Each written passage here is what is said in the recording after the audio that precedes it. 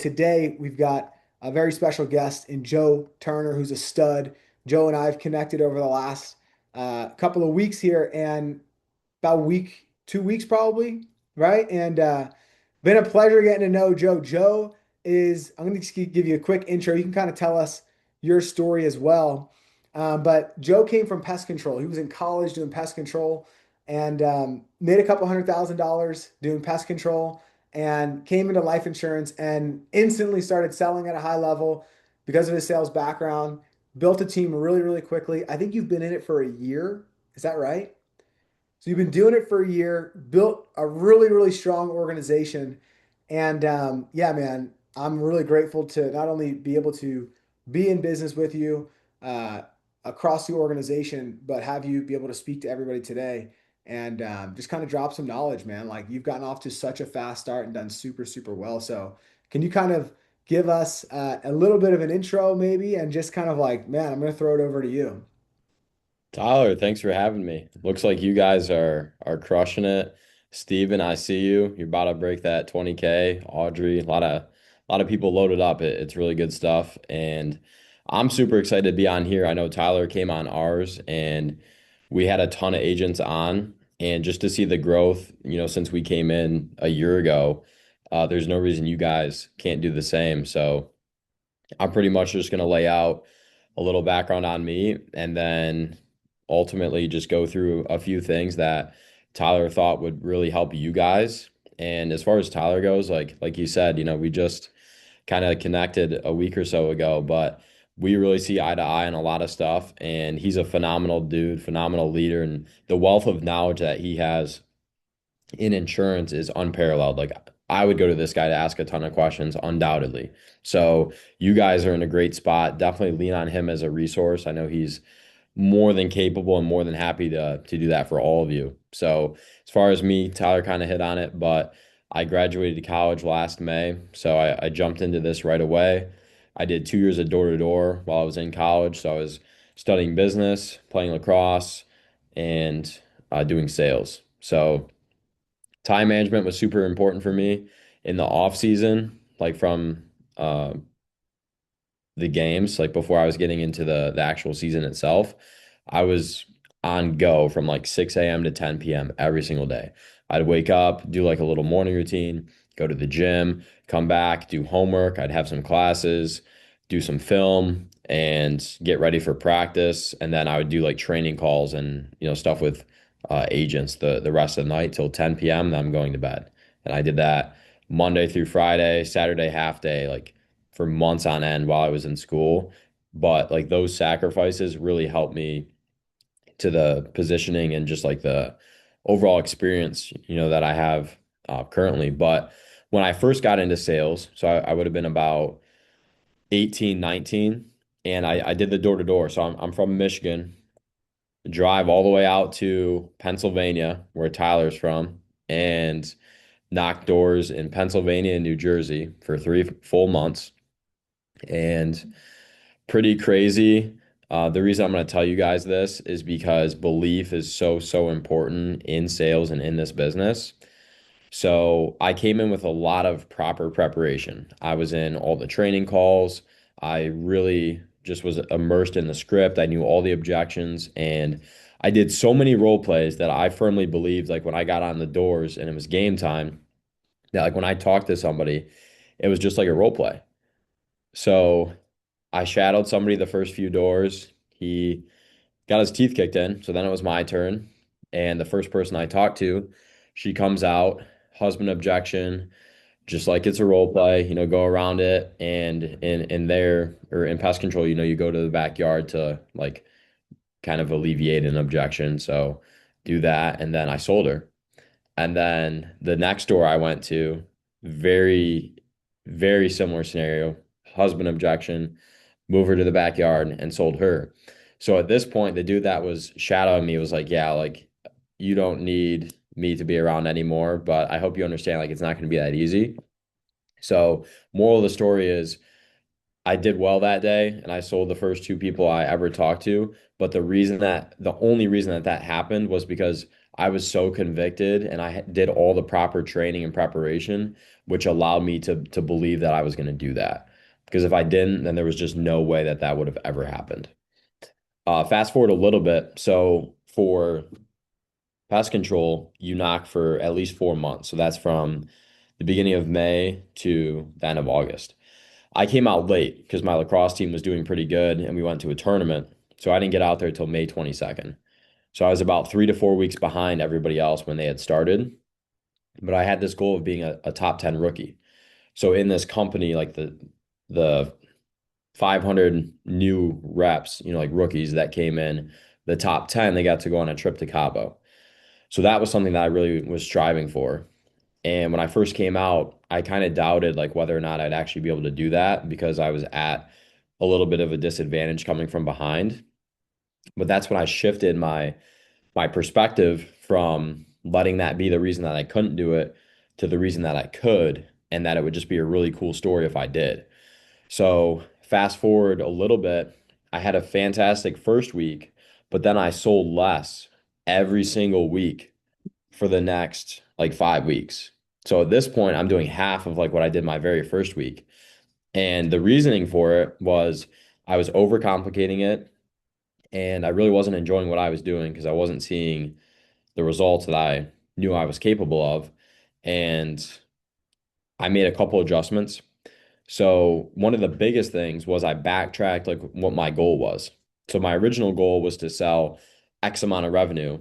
And because I was coming out late, I used it as like a justifier to not hitting that goal anymore.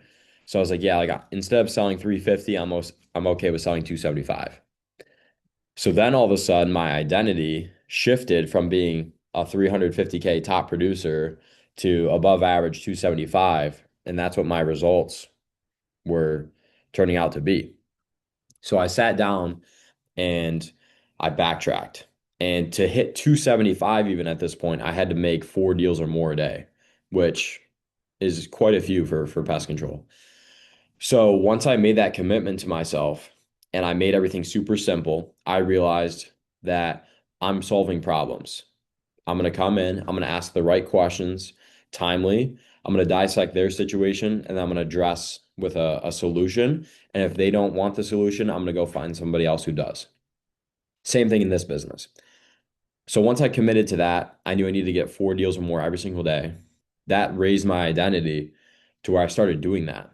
And then over time, those threes and fours, they turned into like five, six, seven, eight, because I was so consistent in all of my routines, which I'll touch on as well. But being able to be consistent outside of the job really allowed me to remain consistent with my sales. Another driving force was competing. And when I could look across and see, people in my office really performing at a high level, I would look at the leaderboard and I would pick like 2 or 3 names each week that I was going to gun down and beat by the next week. So every single week, even if I didn't go up above them right away, I still kept them on my hit list. And I would put on my lock screen on my phone what number I was and the people, above me. So that just kept me like super, super competitive to where, yes, I'm working toward this goal, but I'm also just trying to, on a smaller scale, just pass the person in front of me and keep doing that. And then by the end of the summer, I was in a really good spot, sales wise. I actually got to from like the number 80 rookie to number 9. So I was in the top 10 with a week to go. So I jumped up pretty quickly. However, then I had some adversity. So that Tuesday of this week, I got in a car accident, totaled my car. And at the time, like I was fine mentally, but my body was just kind of like in shock from the car accident. So Tuesday wasn't the best day on the doors either. And then I got in that accident in the evening. So Wednesday and Thursday, I only had 1 deal combined. So one of the days I bageled, and another day I had 1 deal. So that was my slowest week I had ever had, even though like I was on such of a high up until that point. I had to go home for a 90th birthday party for my grandma. So I fly back for one last week. And I knew like the sole premise that I was going to live by was just no regrets. So I went out there for that final week and I sold a good amount. And I ended up finishing within my goal at the end of the summer and being number 10. So I got to do the trip, which was awesome. But the reason I tell that story is what sticks out to me is the preparation and the belief like very early on, and then just the commitment, the conviction, and the work ethic to sustain, and then my reaction to that adversity. Because I think a lot of people, they would have gotten in that car accident, their car's totaled, they're messed up mentally, they're going home for a birthday party. They would have just checked out that last week. And that's something I've noticed like a lot of our agents, when they face that form of adversity, the ones that perform at a high level, they have the same reaction. Because Tyler brought this up on our call. Is it that life's happening to you or for you? So that would be my main concept there is just whatever your perception is on it, like you're going to be looking for these things to justify whatever your belief or your identity is. The next thing I want to jump into. So after that summer, I went back to the company and I wanted to build a team. So I saw what it had done for me. I knew sales was great and I wanted to do it for others. So I had people in high school or at my college that wanted to get into it. So that's pretty much where like that schedule I was referring to popped up. But what really helped me perform at a high level, and this is a trait that all high performers have, is just their ability to remain consistent. So it didn't matter how tired I was or how I felt. If I didn't want to do something, I still woke up when I said I was. I still went to the gym. I still did these like very, very small things, got into the training material, went through the pitch, the role plays, like all these unseen things that over time they just build and they build and they build. And then you're going to be exponentially ahead of where you were prior. So, doing that, I took massive action with bringing people into my business. But to do that, I had to be able to lead myself. So, I knew through all those like very, very small actions that I could lead myself, which gave me confidence to where I could lead other people. And then the key there is being able to attract people into your business who you want to be around and you respect and you want to do business with. For example, Tyler is somebody that he's going to attract great people into his business because of who he is as a person, what he embodies, like what his habits are. So that's the whole premise there. Then we go out for the summer. So there was like 35 guys that came out with me, seven finished plus myself. We did 2.1 million in 4 months between the eight of us. And these are all kids that at the time, we were between 18 and 21. So we were very young. And a lot of us got pushed outside of our comfort zone, including myself. But one of the biggest things with the guys that performed well and they finished the summer was they were resilient and they were independent. And early on, you're going to have to hold their hand or, your hand's going to have to be held. And that's completely okay because nobody's going to be able to jump into it right away. I love sports, so I played lacrosse. The first time I put on the cleats and the helmet, I was horrible, but I knew I was going to be good and I wanted to be good. So I kept showing up to practice. I would show up to practice early, I'd stay late. I'm in the training room, stretching, recovery, lifting, nutrition's on point, hydrating. So like in sales, you should be listening to the like recordings of pitches, getting into the trainings, going over the script, role play, being on these trainings, which you guys are doing, like that's fantastic. So like all those little things we were all obsessed with. And they were obsessed with it because I was. So that's the key. And then once we finished the summer, I really shopped around. So I looked at other pest control companies, solar, real estate, finance, insurance, obviously, and I did my due diligence. But I wanted to make sure that whoever I was doing business with, I could trust them. That was the number one thing for me. So after looking around, I ultimately, decided on Pinnacle, and I'm very, very happy that I did because it's a group to where I know that they're going to push me and challenge me, but also support me and equip me for success. So when I came in, there was about four of my friends that wanted to come with me. So there was two from the door to door, and then there was a couple other ones that kind of trickled in from elsewhere. So we had about 5 to 6 agents to start out last May. So I remember my first day was May 13th. So 51 weeks ago, almost a year. And I moved out to Chicago with two of them, and we were out there for 2.5 months. The reason we did that, the mindset was I'm going to learn as much as possible, as fast as possible. I'm going to fail fast. I'm going to fail forward. Because I knew if I just threw myself into the fire, we would all figure it out at some point. Didn't know when, but we would. And that goes back to your environment. So, like, how, out of you guys, like, if you're remote, make sure you're getting yourself into some form of environment to where you're going to be able to be intentional, diligent, or, you're in the virtual office with Tyler, all these really elite producers to where your habits and their habits will coincide. So that's what we did in that office. There were people doing 40, 50K in a month. So that's what we wanted to do.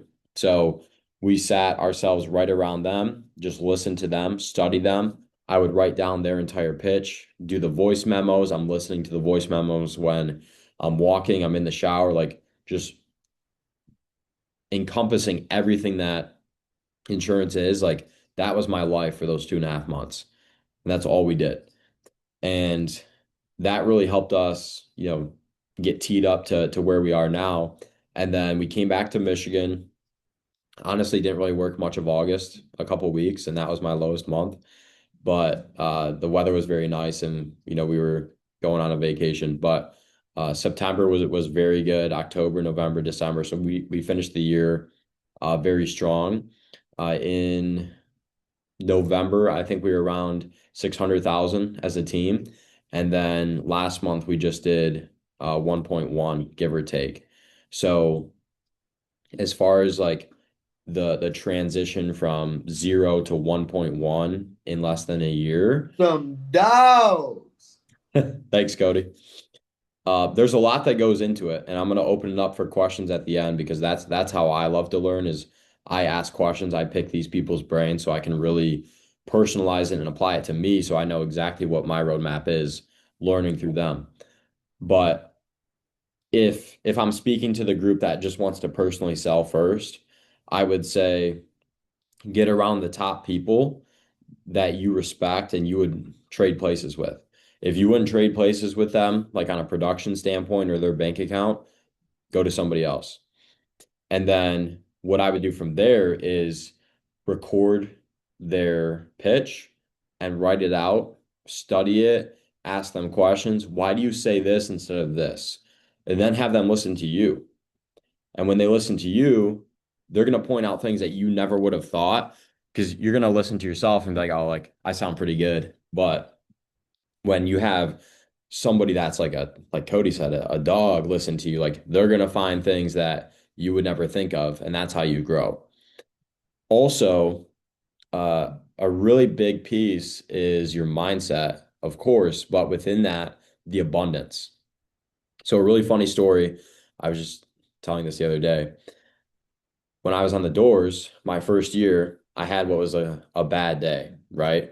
I sold three, which for me, my standards were very high. A lot of people would have been very grateful for that, which I should have been. So I was kind of in a bad mindset for that, and I was going to get Chipotle. So I ordered Chipotle, DoorDashed it to the office. It's like 9:30 p.m. and we're doing like the night recap. Chipotle, you can get guac. Well, the guac was 3.25, $3.25. And I like said out loud, like, I can't believe this is $3.25. Like, that's ridiculous. And like, I was complaining about it. And one of the managers in the office, he looked at me, he's like, how much money do you think you made today? I was like, probably a grand. And he's like, you made a grand today. and you're worried about $3.25 for guac at Chipotle. Like, do you realize like that's a problem? Like, be grateful that you can spend for that and like have that. And it completely changed my perspective on like abundance. And when we look at it in this business, I used to knock doors for free, but being able to buy my time back to where I can go and sit with these people who are actively looking for it and have time efficiency, it's a game changer. So being able to have that time abund or the abundance mindset and just really value your time. I think that's something that's like very, very overlooked and it's not, hit on enough.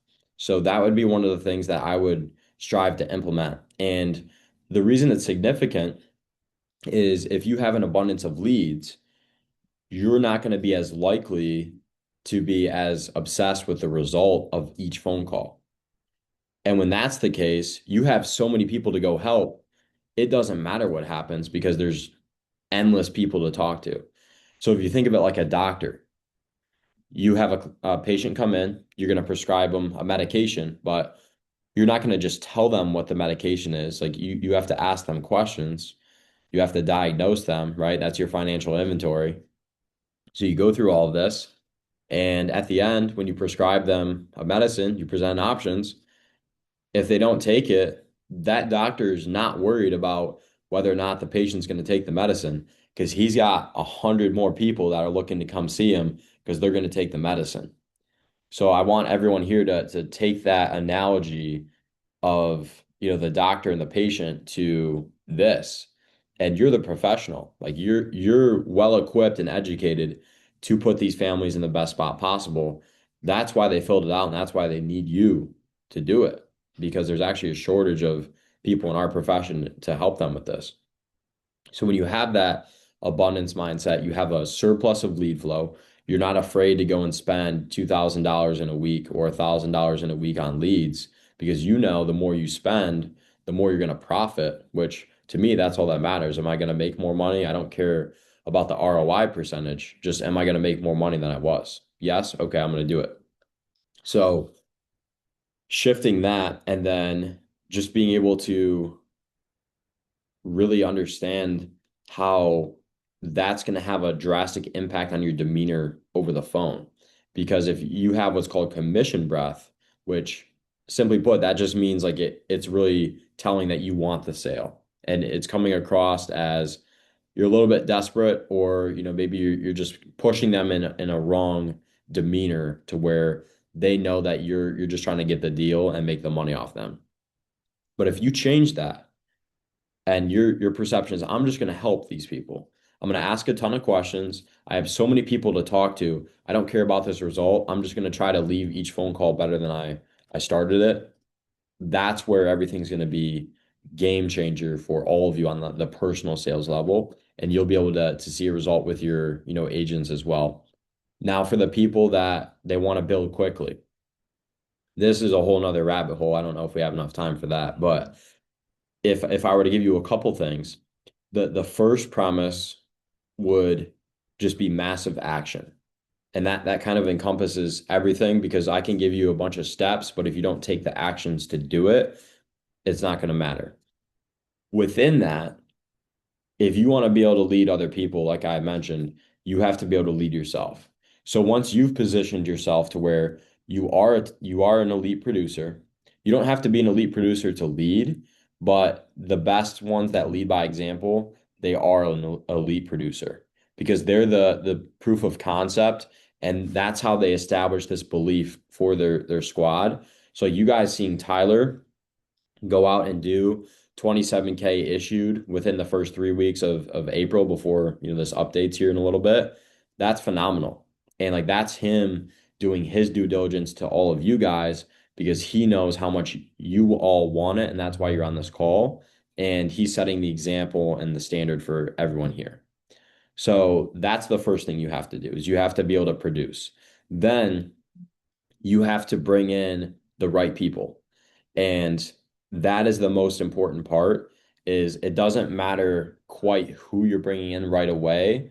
because you have to have a volume of people because there's going to be quality in the quantity, but you want to protect the environment that you have.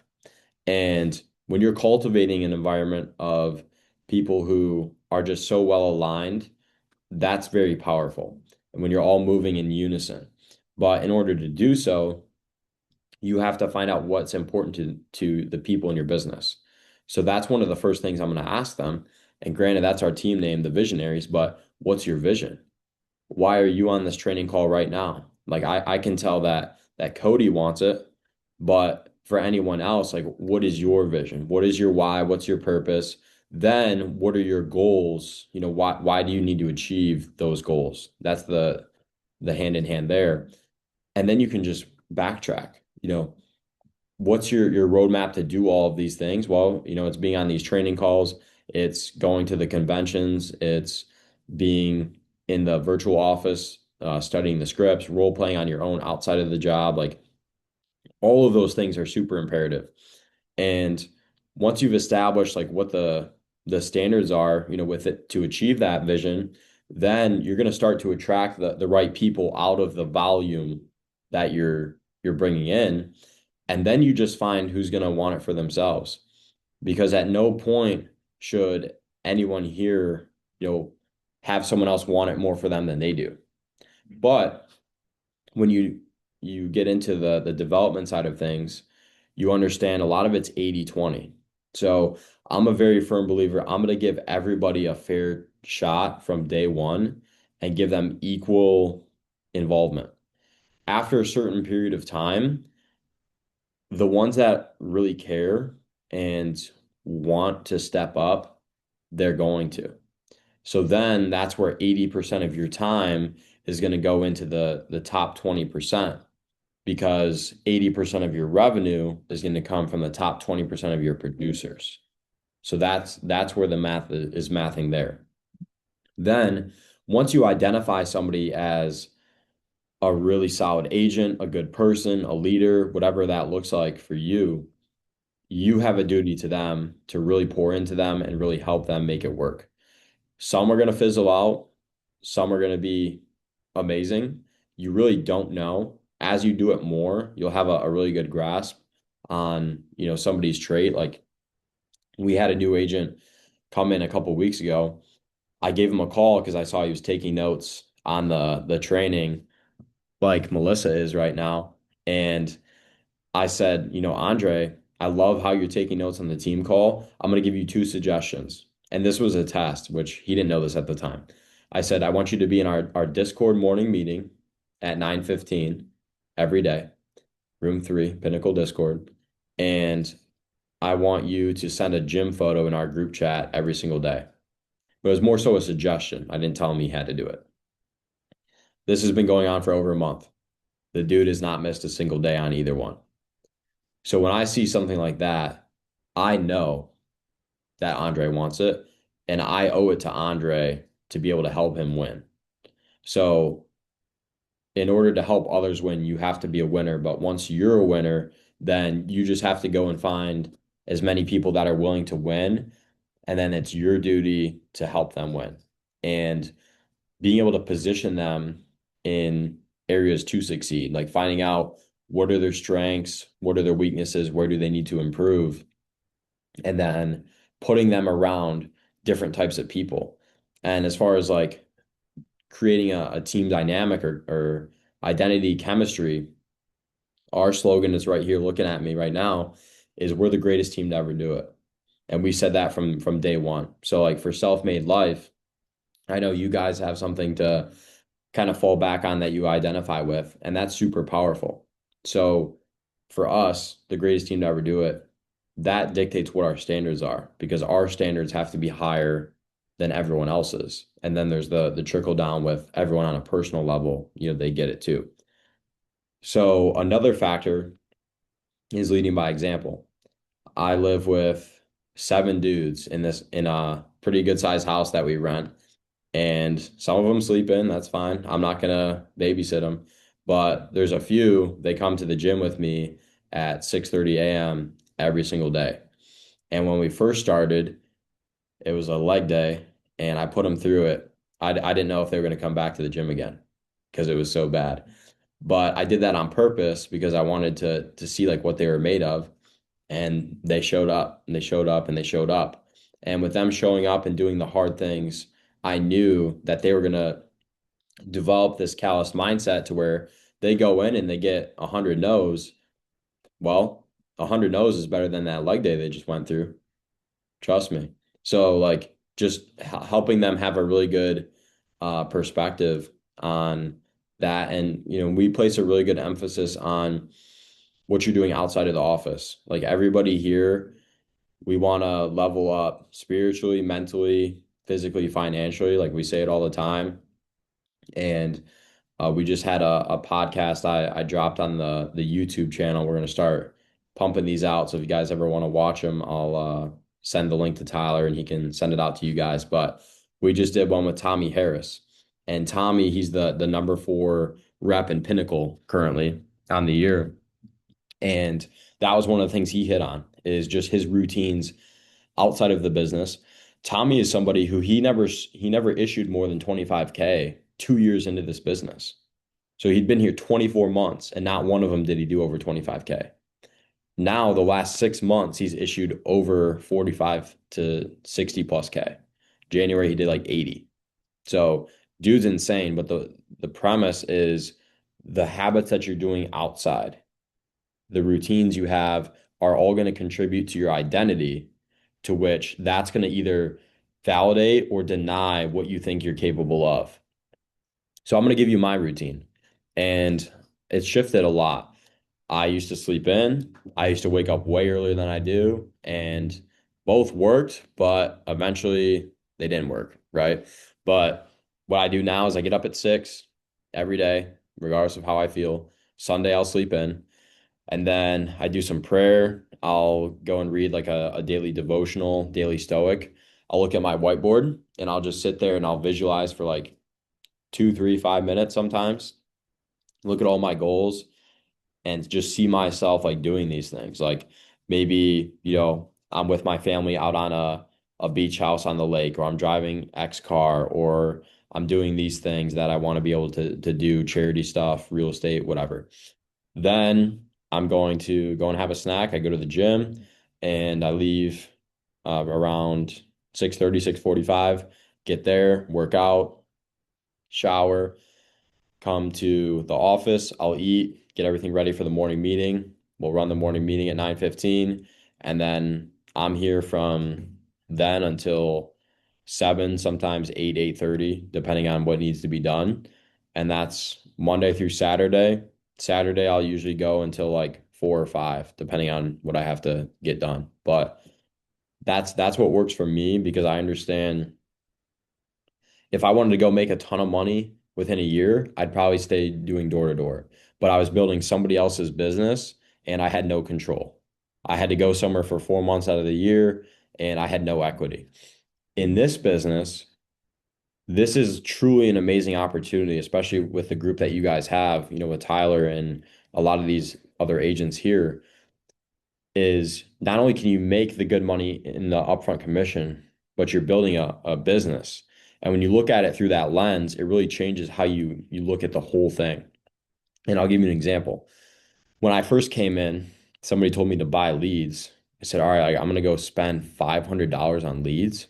Are you kidding me? $500? And back to the abundance thing, right? But is it I'm spending $500 on leads, or is it I'm investing $500 into leads?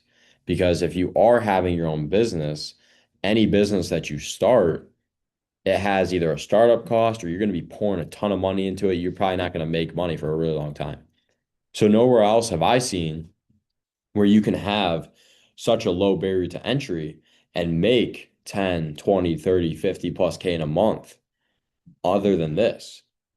So once I changed my perspective on spending on leads, licensing, personal development to I'm just investing. Well, that makes it so much easier for me to go and put 2,000 into leads or 2,000 into personal development or go to a convention, like I am in June to Indianapolis. It's called Life Surge. So John Maxwell is going to be there, Tim Tebow, some other really high level people. So just little things like that completely shifts everything when you go from the spending to the investing mindset. That's pretty much the main stuff I was gonna hit on. If you guys want to ask any questions, fire them at me. I'm ready for them. Yeah, I got one, bro. Good Well, first question. of all, Joe, appreciate you, brother. One of my things, I just obviously I sold insurance in the past, and then I got into the door-to-door space for almost 2 years. Kind of making the switch back over with a group of guys. There's about 10 to 12 of us, I think, that came over. So I guess my one of my questions for you, bro, is just like one, like where do you see success in retaining these guys? Like, what kind of things are you doing right to keep them locked in, and then even pushing them to produce more, like incentives, things like that. Like, kind of what's just your thought on retention, and then also just continuing to recruit high level guys. I love that question. So I'm gonna ask you a couple of questions, Cody. What state are you in? I'm in Arizona. Okay, bet with TG. Do Yeah, I'm in you? Scottsdale. That's a nice spot. I've been there a couple of times. Yeah, I love it. Are you in the office or are you at home? I'm at home right now, but the office is like 10 minutes from my spot. Okay. So I think the best thing that I've noticed, previous experience and here, is just getting everybody around each other. Yeah, yeah. So when we did door to door, it's a lot longer of a time period from when somebody decides they're going to do it to when they can actually start selling and making money. Mhm. So what we did is we did like team events. We would go bowling, top golf, Thursday night football, like have pizza and wings. So like just little team events. And all the people that I brought in that were high level were somehow from in-person interaction. Whether I knew them in high school a long time ago or I met them at college, I said, "Hey, let's go to dinner. Let's go to lunch. Let's go to this Thursday night football event. Let's go to Top Golf, bowling." And when you see that they plug into this group that they want to be like, then it's a no-brainer for them. If you don't quite have the group for them to plug into yet, then that's where you can't be too picky. If somebody's willing to do it, you take the chance on them. But through the volume, you're gonna find the people that are very quality, and then those are the ones that you really pour into and develop. And then once you do that, like they're gonna start to find who they mesh with. And I would do like little training calls because I didn't have a lot of time in school with lacrosse and classes, and I had 34 people to train. So I'd put like 3 to 5 on a training call. So I'd do this training call and this training call, and I would mix and match people to see who really hit it off with who. And none of those people out of the 34, none of them knew each other prior. So they were all like individuals. Now I know for a fact that at least 10 of them are really good friends, which is pretty cool to see. Yeah. But that would be like the next step is once you send out either a ton of messages or you just network with a ton of people. So like what I did is I knew a lot of people at college or high school, but on Snapchat I just went A, B, C, D, E, F, G all the way through the alphabet. Anybody that I respected or I would do business with, I just shot them a message, called up with them, saw what they were up to, and if I thought it'd be a good fit, like I pitched them the idea of it, hopped on the phone. Maybe I got them to a team event. I met up with them, whatever I had to do. Then once the people start to come in, you pour into the people like we touched on. And I think the next step to really scale it is then you identify leaders. So at first you're identifying good sales reps, then you identify leaders, and then you're going to do the same thing for them. And the whole goal is to develop them to the point where they can do what you did with them, and then they can teach somebody how to do the same thing that you did with them. Okay. Does that help? Yeah, just duplication. Yeah. A really good book. I'm gonna show you right here. Five Levels of Leadership by John Maxwell. I like that. He's taking notes. Cool. Thank you, brother. Yes, sir. So kind of a follow-up question that relates to that is what system are you using to get brand new people wins quickly? I love that question too. What I'm going to hit on really quick before I go into that is I think there are a lot of wins as is, like within our group, but there just wasn't enough broadcasting of the wins. So that's something that I can say confidently, we've done a very, very good job with is when somebody passes their exam, somebody gets their first deal, maybe an appointment closed, they have their PR month, like I or somebody else is sending that out into the WhatsApp or another group chat, and everybody's hyping them up. Because I know from personal experience, that was one of the things that changed my trajectory in sales was I thought, oh, I came out late, I can't be a top 10 rookie. Well, when I was doing really good my first week, someone who was a manager, which at the time I thought like, oh, like this person's like in a very high status, which he wasn't, but they did a really good job of edifying the mentors, which is something that we do as well, to where that way like newer people come in and they really value what they have to say. So when the praise hits, it's 10x what it actually is. So when he says, yeah, Joe Turner, 5 sales in one day, top 10 rookie, like that gave me a spark of belief that I don't think what I would have had eternal or internally rather. So like just making sure that you guys are praising each other and highlighting any new agents that come in, whether it's yours or someone else's, that's going to spark their belief. And then like it's just cross-pollination. As far as the systems to really highlight this, it's nothing crazy. Like we're working on some stuff as far as getting more people on the calendar. I know Tyler has been doing that, so it's not like I'm speaking on anything that you guys probably don't know about, but whether that's through AI or you have appointment setters, like that's something we're trying to implement. But honestly, the majority of our newer people coming in, it's just a lot of this right here. They've got a Google sheet, they've got a list of leads, and they're just clicking the green button all day, and they're just working really, really hard. And then once they've cultivated that mindset, then the people that are able to do that, they really excel once we get some of the other stuff implemented, whether maybe they're on a digital campaign or they're running certain types of mailers or they've got their calendar booked a certain type of way. So definitely are measures to expedite everything, but I think taking all the measures you can to highlight as many people that are winning as possible, that's the best thing that you can do.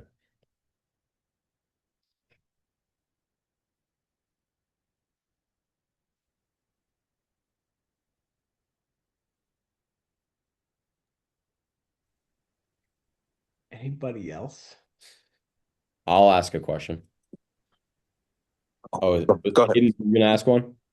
Yeah, when you got heavy into your like time management and you started taking everything like 110% serious, was there anything specific that you had to stop doing? And if so, what was it? Or is there anything you know of that is a huge hindrance that people might think of that you should definitely stop doing?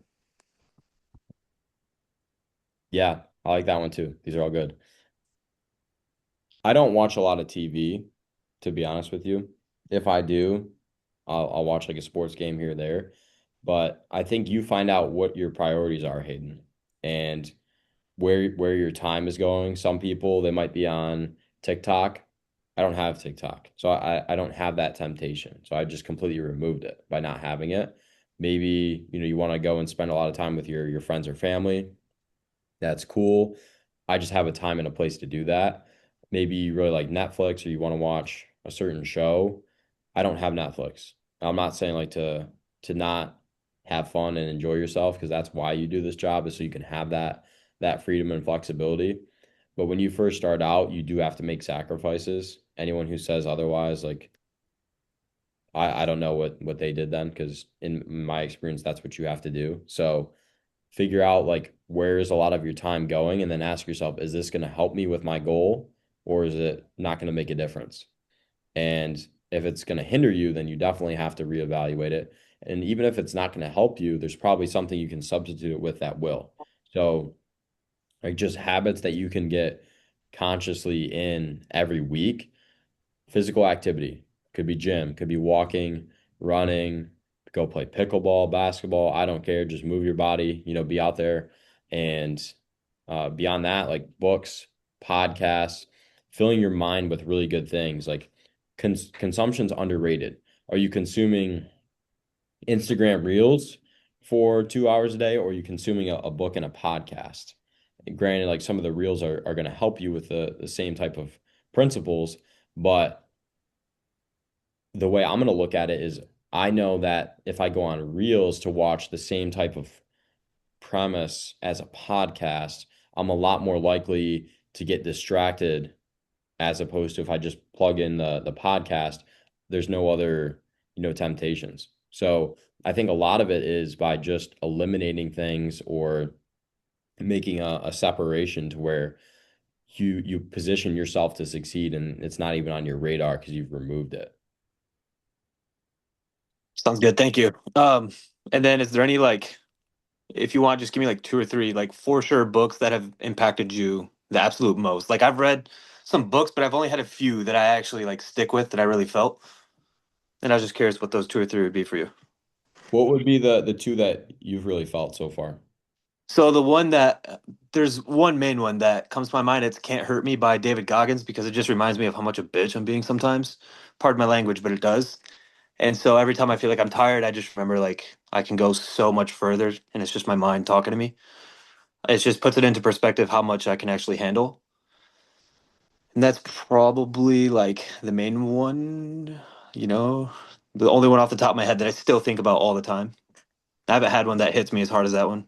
Oh, I got one actually, if you don't mind me throwing one in. The book Good to Great, I forgot who it was by, I just pulled it up. James Collins. I listened to that audiobook. That's a really, really good book. It just kind of it talks about a lot of things, habits, but just kind of like the underlying commonalities between people that just stagnate and stay the same over a long period of time and like never like push through that ceiling. It's kind of like exactly what the book's called, right? From good to great, like how to kind of create that reality. Great book.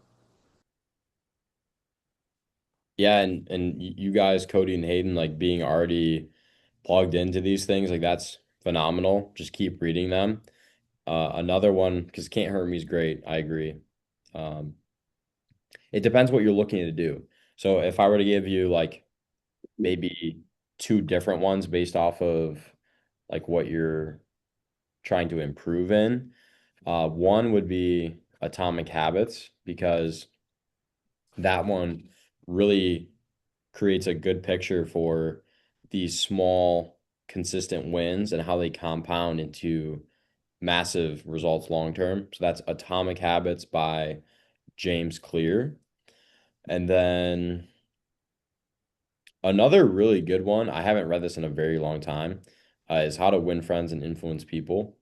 I think that's Dale Carnegie. But in sales, like as you guys know, you're building a connection through the phone.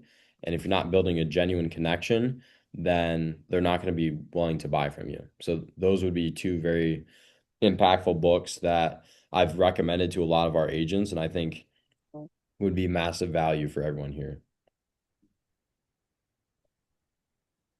We'll have them in the mailbox within a few weeks.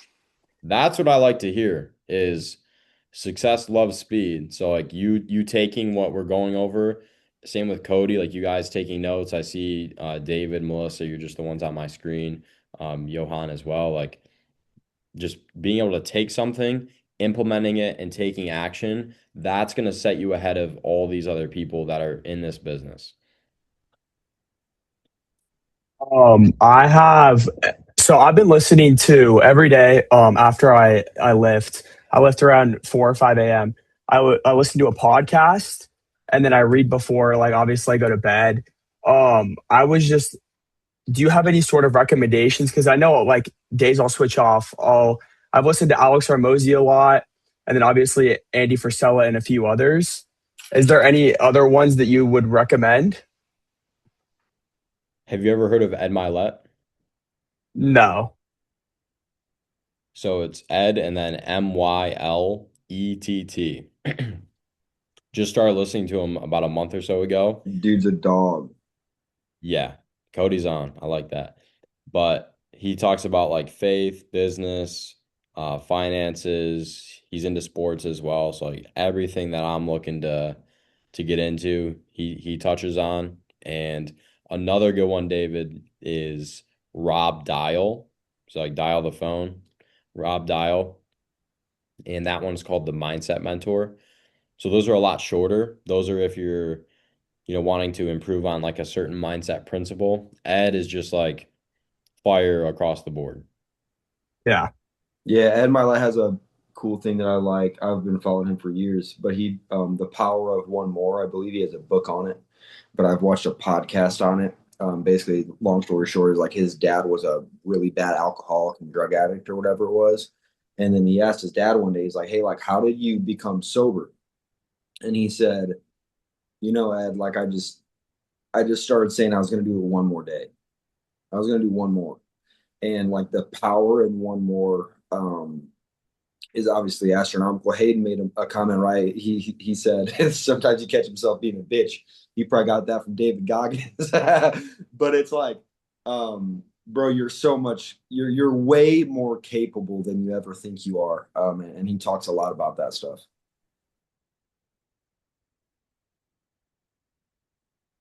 Any other ones? I have a question if not.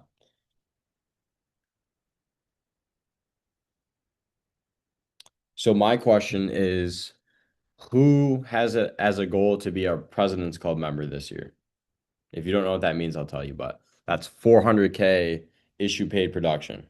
So we got here, leave them up real quick. Way higher, brother. Cody, Melissa, David, Luis, Steven. I know Tyler's got it, not worried about him. Aiden as well. I think he's got that. Cool. So what I want you to start doing is visualize yourself, which if you haven't been to a convention, it might be a little bit harder, but go pull up some videos or photos of, I mean, you can look on my Instagram or other people like Joe Basso, Jonah Lewis, whoever, and look up like what the stage looks like and visualize yourself hearing your name called, walking up there, grabbing your little plaque or award, and it's saying 400K or whatever the number is. Maybe it's 425,679 cents. Like visualize it. And if you continue to do that day in and day out, your mind can't tell the difference between what you're intensely visualizing and like actual experience. So then it's going to like really fulfill that connection between your identity and your belief to where that's just a part of your actual experience. So like start doing those things now. It's May 7th. So we've got a little over 7 months that are gonna, yeah, give or take, that are gonna really dictate whether or not you walk across that stage. And then also like a little bit deeper, feel feel the feeling it will be of you being able to walk across that stage. And then also like if you don't, like, are you gonna regret? What would be the things that would prevent you from doing it? What would be the things that are going to ensure that you hit it? Like these are all the questions that I'm asking myself to ensure like I would be able to do something like that. Joe, real quick, if you don't mind, I got David on here, Carter. These are two of my new guys. They're getting licensed right now. Well, what does that look like for a guy, right? Like, it's cool to have these goals, but if you bring in a guy, say, and he wants to make $500,000, you're breaking it down for him. You're like, all right, like let's work backwards. Like, what does something like that look like for some of these cats? Like a day to day. Yeah, like what kind of goals should they be setting, right? Like, let's just say they want to do the 400,000, right? Like, how many sales should they be looking to get a week? If they're looking to build a team, like kind of how many guys might they need to achieve these goals, things like that. Like, what are you seeing for someone to do something like that? Let's just use that 400 grand, that president. Yeah. So I'll pull out my calculator here. So if you have the entire year, it's a little bit lower numbers, of course, but we'll go off the entire year. So 400,000, you're gonna have to sell a little bit more for it to get issued and to stay on the books. So we'll just say you sell 450. I like our odds. Or even let's be ultra conservative, let's say 500,000. So if you sell 500,000 and you have the persistency of 80%, that would clear you at 400. So if you're selling 500,000, there's 12 months out of the year. That would be 41 and some change per month. There's 4 weeks every month. Granted, not everybody's going to work every single week of the month, but if we broke it down like this and you're working every week, it's around just over 10,000 that you sell and hopefully issue every single week. So on a very simple measure, if you can just get to 10K, think of Cody's premise, just one more. So just this week, can you get to 10K? Everybody should raise their hand like, yes, I can get to 10K this week. Okay, you did it once, you can do it again the next week, 10K. And just like look at it from a smaller stepping stone versus like, oh, 400K is a very daunting number, which granted, like that's a big number, but it's not big enough. That's how I look at it, is like whatever it is, it's not enough. And on the doors, it would be absolutely downpouring. And as a joke, we'd be like, yeah, it's just not raining enough or it's not hot enough. Like it doesn't matter because it's not going to affect us. We're still going to do our thing. So you want to be President's Club, Yeah, 500K. bro. I must be soft, Joe. When it started raining, bro, I went to the car. I've done that a few times, but I can't make any money in the car. So 500K, 400K, break that down. Build in some time where maybe, you're on a vacation or some family stuff comes up. I don't know. But I know if you work every single week, you sell 10K, you're going to be a President's Club member. On the daily, it's all about talking to as many people as possible because you need reps. When you first start, you don't know what a sale is versus what a sale isn't. It's like somebody that you hop on the phone with, you could think is a sale, but you talk to Tyler about it, and Tyler's like, yeah, I would have been off the phone with them 20 minutes ago. So like being able to qualify people, that's a very integral skill in sales. So like you could say you're working from, 9 to 7, 9 to 8, 9 to 9, but are you actually working? So like just making sure you're intentional with your time. I'd rather you be super intentional for 8 hours out of the day than to work for 10, but you really only worked, 7. So just be very intentional with your time, and you should be shooting for at least 5 presentations a day if you want to hit that number. If you hit 5 presentations a day, you work 6 days a week, that's 30 presentations a week. For most of us, like we're going to hit 10K off of that. It's just getting to present to more people. Well, if you're finding you're not presenting to enough people, you're either not making enough dials or you need to fix something in the earlier part of your pitch to get further in the process. Then once you're presenting to people, if you're not closing them, then you're just not building a good enough connection with them, or you're not pulling out the why and finding the why and making it make sense for them, like very simply, and then assuming the application and having that conviction that you're putting them in a really good spot. So 5 presentations a day, and I wouldn't get upset if you didn't make a deal in a given day unless you had like 10 presentations. That would be my rule.